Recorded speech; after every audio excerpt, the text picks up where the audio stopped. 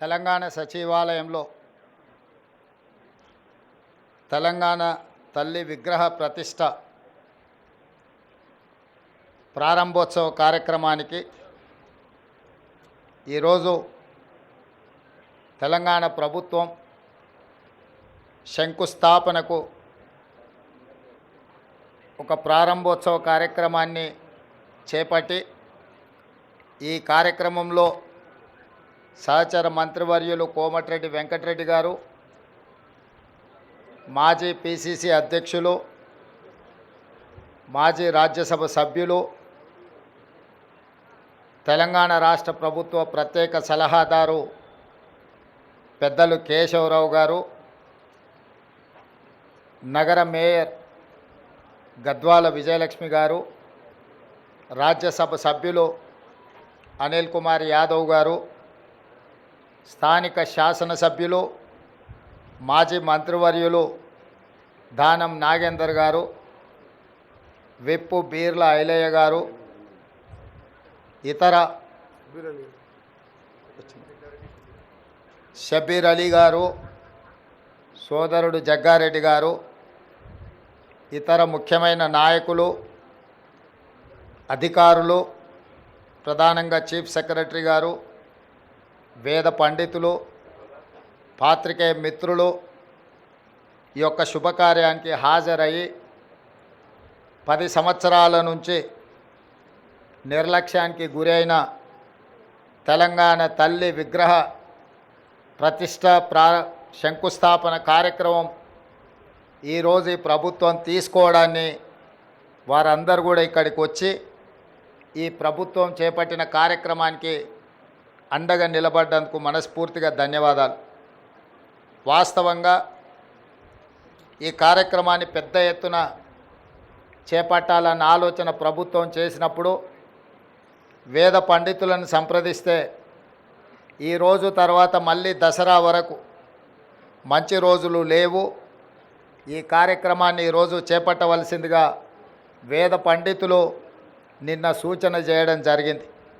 అందుకే చాలామంది మంత్రివర్యులు ముందస్తుగా నిర్ణయించిన కార్యక్రమాలలో ముఖ్యంగా ఉప ముఖ్యమంత్రి గారు కేరళ పర్యటనలో ఉన్నారు. మిగతా మంత్రివర్యులు కూడా ఇతర కార్యక్రమాలలో ముందే వాళ్ళ కార్యక్రమాలు నిర్ధారించడం వల్ల పెద్ద ఎత్తున ఈ కార్యక్రమాన్ని ప్రభుత్వం ఏర్పాటు చేయలేకపోయింది. ఏది ఏమైనా సంకల్పం పట్టుదల ఉంటే ఏది అసాధ్యం కాదు అని తెలంగాణ ఉద్యమకారులు తెలంగాణ ఉద్యమాన్ని తెలంగాణ రాష్ట్ర సాధనను నిరూపించారు. వెంకటరెడ్డి గారు చెప్పినట్టు 60 సంవత్సరాల యొక్క ఆకాంక్షను శ్రీమతి సోనియా గాంధీ గారు ఇచ్చిన మాట నిలబెట్టుకోవడానికి వారి మాటే శిలాశాసనం. ఒక్క మాట చెప్పిండ్రంటే అది చరిత్రలో సువర్ణ అక్షరాలతో లిఖించదగిన విధానమని 2004 కరీంనగర్లో వారిచ్చిన మాట ప్రకారం 2014 తెలంగాణ రాష్ట్ర ఏర్పాటు కల సాకారమైంది. 2014 నుంచి 2024 వరకు దాదాపుగా 10 సంవత్సరాల అధికారంలో ఉన్నవాళ్ళు ఎన్నెన్నో నిర్మించడం, ప్రపంచానికే ఆదర్శంగా నిలబడ్డం, చాలా విషయాలు గొప్పలు వాళ్ళు ప్రస్తావించడం జరిగింది. నేను పెద్దగా రాజకీయ విమర్శలకు నేను వెళ్ళదలుచుకోలేదు, కానీ 10 సంవత్సరాలు పరిపాలన చేపట్టిన వాళ్ళు తెలంగాణ తల్లిని తెరమరుగున పడవేసినరు. ఎందుకంటే తెలంగాణ తల్లి కంటే కూడా వారే ప్రాధాన్యత, వారే తెలంగాణకు సర్వం, నేనే తెలంగాణ, తెలంగాణనే నేను అనే విధంగా గత పాలకులు వ్యవహరించినరు. ఆ విధానానికి కాంగ్రెస్ పార్టీ, ప్రజలెన్నుకున్న ప్రభుత్వం, ప్రజాపాలన ఆ పాత విధానాలకు విరుద్ధం ప్రగతి భవన్ పేరు మీద పెద్ద గడిని నిర్మించుకొని చుట్టూతా ముళ్ళ కంచెలు ఏర్పాటు చేసుకొని వందలాది మంది పోలీసుల పహారల మధ్యలో వారు భద్రంగా అక్కడ ఉండి తెలంగాణ ప్రజలకు ప్రవేశం లేదు అని నిషేధించిన ప్రగతి భవన్ను ప్రజాభవన్గా మార్చి జ్యోతిరావు పూలే భవన్గా ఈరోజు తెలంగాణ ప్రజలు ఏ సమస్యలు ఉన్నా స్వేచ్ఛగా లోపలికి వెళ్ళొచ్చు, అక్కడున్న ప్రజాప్రతినిధులకు అధికారులకు విన్నవించవచ్చు, ఆ సమస్యల్ని పరిష్కరిస్తాము అని చెప్పి గడిగా మారిన ప్రజాభవన్ను ఈరోజు వాళ్ళు ప్రగతి భవన్ పేరు మీద ప్రజలకు దూరం చేస్తే ప్రజాభవన్ పేరు మీద మన ప్రభుత్వం ప్రజలకు అందుబాటులోకి తీసుకొచ్చి దేశానికే ఆదర్శంగా ఈ ప్రభుత్వం నిలబడ్డది. అదేవిధంగా సచివాలయం తెలంగాణ పరిపాలనకు గుండెకాయ. తెలంగాణ ప్రజల యొక్క ఆకాంక్షలు నెరవేరాలన్నా, తెలంగాణ రాష్ట్ర అభివృద్ధి జరగాలన్నా ఈ సచివాలయం నుంచే విధానపరమైన నిర్ణయాలు జరగాలి, ప్రజాప్రభుత్వం పరిపాలన సాగించాలి, మంత్రివర్గ సహచరులు ఇక్కడి నుండే నిర్ణయాలు చేయాలి, ప్రజలు వాళ్ళ యొక్క విజ్ఞప్తులను వాళ్ళ యొక్క సమస్యలను తెలియజేయడానికి ముఖ్యంగా మంత్రులు ప్రజలకు అందుబాటులో ఉండాలి. ఇది సచివాలయ విధి విధానాలు. కానీ 10 సంవత్సరాలు మంత్రులు కానీ ముఖ్యమంత్రి కానీ ఆనాటి ప్రజాప్రతినిధులు ఎవరు కూడా ప్రజలకు అందుబాటులో లేకపోవడం, ప్రజలకు సచివాలయంలోకి ప్రవేశమే నిషేధం జరిగింది. అదేవిధంగా తెలంగాణ తల్లి విగ్రహం 10 సంవత్సరాలు వాళ్ళు ఏర్పాటు చేయలేదు. దాదాపుగా 22.5 లక్షల కోట్ల రూపాయల ఈ 10 సంవత్సరాల ప్రభుత్వం ఆనాటి ప్రభుత్వం ఖర్చు పెడితే తెలంగాణ తల్లి విగ్రహానికి అయ్యే 1 కోటి రూపాయలు అవుతుండొచ్చు మహా అంటే. అయినా వాళ్ళకు మనసు రాలేదు, తెలంగాణ తల్లి విగ్రహం పెట్టలేదు. ఈరోజు దేశం కోసం ప్రాణాలు అర్పించిన శ్రీ రాజీవ్ గాంధీ గారి విగ్రహం ఇక్కడ ఒక పక్కన, డాక్టర్ బాబాసాహెబ్ అంబేద్కర్ గారి విగ్రహం ఆ పక్కన, శ్రీమతి ఇందిరాగాంధీ గారి విగ్రహం ఆ పక్కనే, పివి నరసింహారావు గారి విగ్రహం ఇంకొక పక్కన, అంజయ్య గారి విగ్రహం ఆ పక్కన, కాకా వెంకటస్వామి గారి విగ్రహం, వీళ్ళందరి విగ్రహాలు నెక్లెస్ రోడ్లో జైపాల్ రెడ్డి గారి సమాధులు, ఇవన్నీ కూడా ఈ దేశము ఈ రాష్ట్రము యొక్క ఏర్పాటులో కీలక పాత్రలు పోషించిన వాళ్ళ యొక్క గుర్తింపు ఆనవాళ్ళు ఇక్కడ ఉన్నాయి. మరి ప్రధానంగా ఇందరి ఉన్న దేశం కోసం ప్రాణాలు అర్పించిన రాజీవ్ గాంధీ గారు లేకపోవడం ఒక లోటుగా భావించినము. ఆ పక్కన అమరవీరుల స్తూపం తెలంగాణ కోసం అమరులైతే సచివాలయానికి అమరవీరుల స్తూపానికి మధ్యలో దేశం కోసం అమరుడైన రాజీవ్ గాంధీ గారి విగ్రహం ఉండాలి.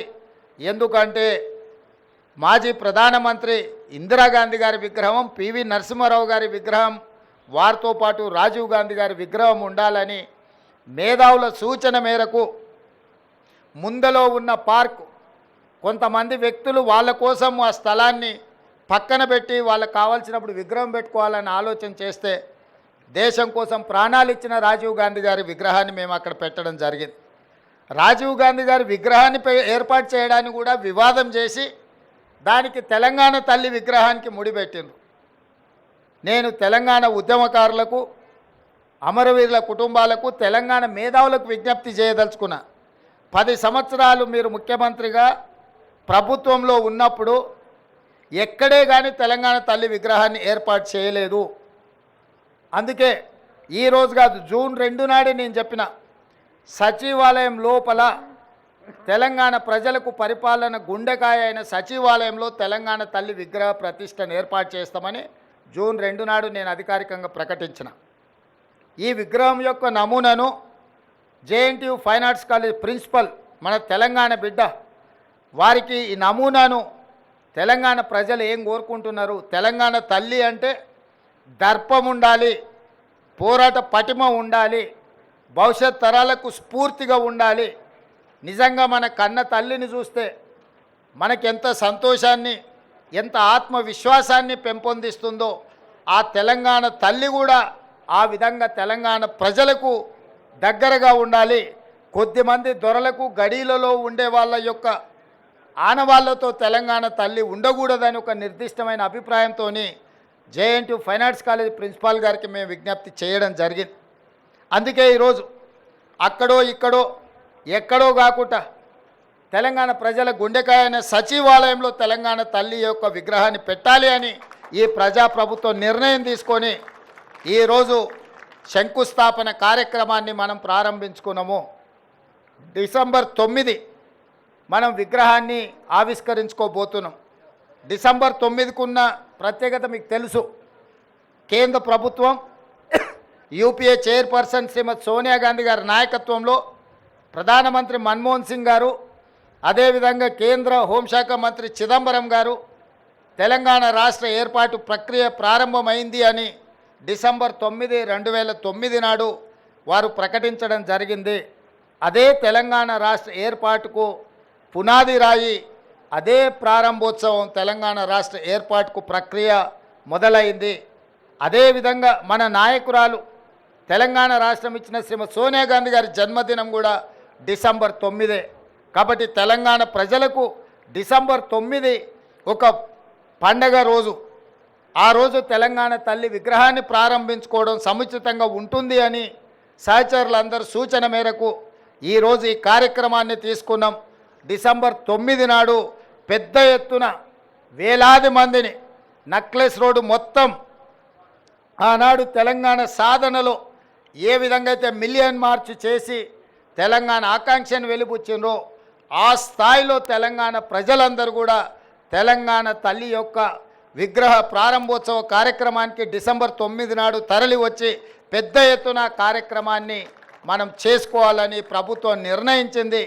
ఈరోజు సచివాలయంలో తెలంగాణ తల్లి యొక్క విగ్రహ ఏర్పాటు ప్రక్రియలో ప్రత్యక్షంగా పాల్గొనడము నాకు నిజంగా అదృష్టంగా భావిస్తున్నాను. నేను ఈ అవకాశం చాలా అరుదు. ఎప్పుడో ఒకసారి ఎవరికో ఒకరికి ఇట్లాంటి అవకాశం వస్తుంది. ఈ అవకాశం నాకు రావడం, నా మంత్రివర్గ సహచరులు పెద్దలందరూ ఈ కార్యక్రమంలో నన్ను ముఖ్య అతిథిగా పిలవడం, ఈ కార్యక్రమాన్ని వేద పండితుల సమక్షంలో ఈ కార్యక్రమాన్ని చేసుకోవడం చాలా సంతోషం.